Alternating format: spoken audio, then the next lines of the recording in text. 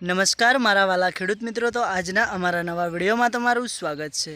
તો આજે ફાઇનલી આપણે ખેતરમાં આવી ગયા છીએ અને હું તમને આજે મારા ખેડૂત મિત્રો હું બતાવવાનો છું અમારી જે મગફળીનું વાવેતર કરેલું છે। તો મારા વાલા ખેડૂત મિત્રો, વિડીયોની અંદર છેલ્લે સુધી બન્યા રહેજો અને વિડીયો સારો લાગે તો દિલથી લાઇક કરવાનું ભૂલતા નહીં અને તમારા મનની અનુભવ કોમેન્ટ જરૂરથી કરજો। તો જો મારા વાલા મિત્રો, આ છે આપણી મગફળી અને મગફળીનું વાવેતર આપણે એકદમ તૈયાર થઈ ગયું છે। તો હવે આપણે મગફળી હવે 15 દિવસ ઊભી રહેવાની છે ને પછી આપણે મગફળીને ગાંઠી લેવાની છે, એટલે કે ઉખાડી લેવાની છે। તો સૌથી પ્રથમ વાત કરીશું કે મગફળીની અંદર આપણે બેહવાનો વિકાસ કેવો છે, મગફળી અંદરના ફોફા કેવડા થયા છે, એ હું તમને આજે બતાવવાનો છું। તો સૌથી પહેલાં વિડીયોની અંદર છેલ્લે સુધી બને રહેજો મારા વાલા ખેડૂતો। તો મારા વાલા ખેડૂતો, પહેલાં તો તમને એક વાતની તો ખબર જ હશે કે જે આ મગફળીનું વાવેતર તમને જોવા મળી રહ્યું છે એ મગફળીની અંદર આપણે કોઈપણ જાતના ખાતરનો ઉપયોગ નથી કરેલો, ફક્ત ઓર્ગોનિક રીતે ખેતી કરી છે।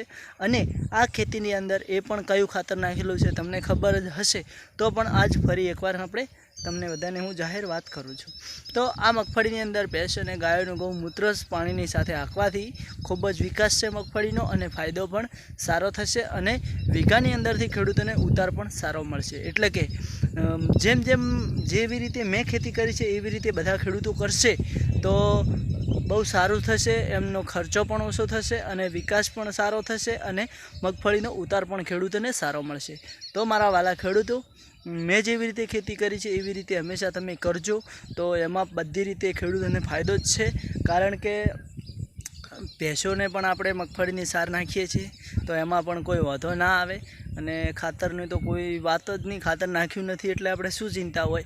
તો હવે મારા વાલા ખેડૂતો જુઓ, આ છે આપણી મગફળીમાં થોડું ખોળ થયું છે પણ એ તો વધુ નથી, આપણે ખોળ લઈ લઈશું। આ બાજુનો ભાગ જુઓ કે નીંદી નાખ્યો છે, લઈ લીધું છે ખોળ, અને આ બાજુ થોડુંક છે એ તો આપણે આપોઆપ લઈ લઈશું અને આપણા ઘરના બધા 4-5 જણા છે એટલે ખોળ નીંદે છે ને એવું બધું કામકાજ ચાલુ છે। તો મારા વાલા ખેડૂતો જુઓ, આ મગફળીની અંદર જુઓ કે તમને દાઢા જોવા મળતા હશે, એના દોણા હું અત્યારે જમીન થોડી કાઠી થઈ ગઈ છે ને કે હું તમને આજે ઉખાડીને બતાવત।